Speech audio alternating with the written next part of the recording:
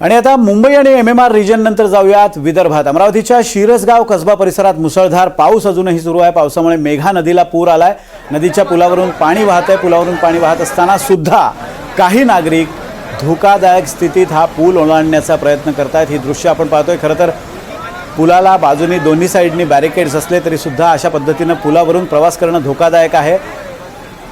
मेघा नदी अक्षरशः उफाळून वाहते आणि पुलावरून सुद्धा पाणी गेलेलं आहे। खरं तर हा फरशी पूल म्हणता येईल, इतक्या उंचीचा हा पूल आहे। सलग असा समांतर पूल आहे जो नदी पात्राला समांतर आहे आणि या पुलावरून पाणी वाहताना दिसतंय। दोन्हीकडे बॅरिकेडिंग असलं, त्याला रेलिंग जरी असलं तरी सुद्धा या पुलावरून प्रवास करणं अतिशय धोकादायक आहे। नागरिकांनी मोठी गर्दी करत या पुराची दृश्य पाहण्यासाठी पुलाच्या दुतर्फा गर्दी केलेली दिसते। शुभम बायस्कर आपले प्रतिनिधी आपल्याला या संदर्भात माहिती देत आहेत। शुभम, कुठल्या परिसरातली ही दृश्य आहेत? मेघा नदी आहे, मेघा नदीला पूर आलाय आणि त्या परिस्थितीत लोक बघे तिथे जमा झालेले आहेत। अतिशय धोकादायक पद्धतीने हे तिथे जमा झालेत। स्थानिक प्रशासनाकडून काही पावलं उचलली जात आहेत का?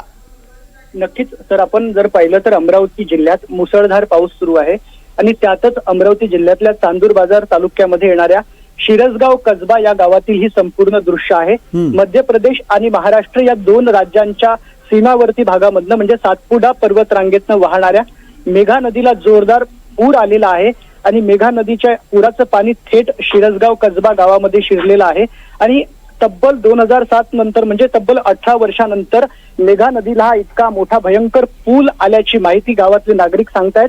आणि मेघा नदीच्या पावसाचं पाणी आठवडी बाजार परिसरात आणि गावात शिरलेला आहे। मेघा नदीचा हा पूल आलेला पूर पाहण्यासाठी ठिकाणी मोठ्या प्रमाणात गर्दी करत आहेत।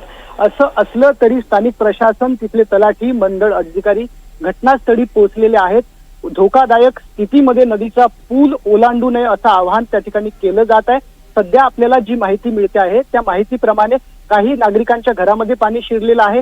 काही आजूबाजूला छोटी छोटी दुकानं आहेत, त्यांच्या दुकानात देखील पाणी शिरलेलं आहे। या संपूर्ण परिस्थितीचा आढावा घेण्यासाठी महसूल विभागाचे अधिकारी आणि कर्मचारी तिथे पोहोचलेले आहेत। नेमकं कुठे कुठे काय काय नुकसान झालेलं आहे याचा अंदाज अधिकारी आणि कर्मचाऱ्यांकडून बांधला जात आहे। तुर्तास अमरावती जिल्ह्यात पावसाची स्थिती लक्षात घेता, मेघा नदीच्या पुराची स्थिती लक्षात घेता नागरिकांनी असा पूल ओलांडू नये आणि धोकादायक परिस्थितीत बाहेर पडू नये असं आवाहन महसूल विभाग आणि जिल्हा प्रशासनाकडून केलं जात आहे। सर, धन्यवाद शुभम, दिलेल्या अपडेट्स बद्दल। मेघा नदीला जवळपास 18 वर्षानंतर पूर आलेला आहे। 2007 साली मेघा नदीला पूर आला होता, त्यानंतर 18 वर्षानंतर हा पूल आलाय। त्यामुळे गावकऱ्यांना या पुराची नवलाई आहे आणि तो पूर पाहण्यासाठी पुलाच्या दुतर्फा गावकऱ्यांनी गर्दी केलेली आहे।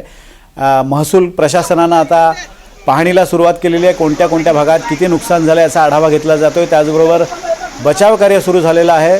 पुराच्या पाण्यात नुकसान झालेल्यांना मदत केली जाते आणि ही दृश्य आपण पाहतोय। मेघा नदीचं पाणी गावात घुसायला सुरुवात झालेली आहे। पाऊस असाच सुरू राहिला तर अजून पाण्याची पातळी वाढू शकते आणि अडचणी वाढू शकतात।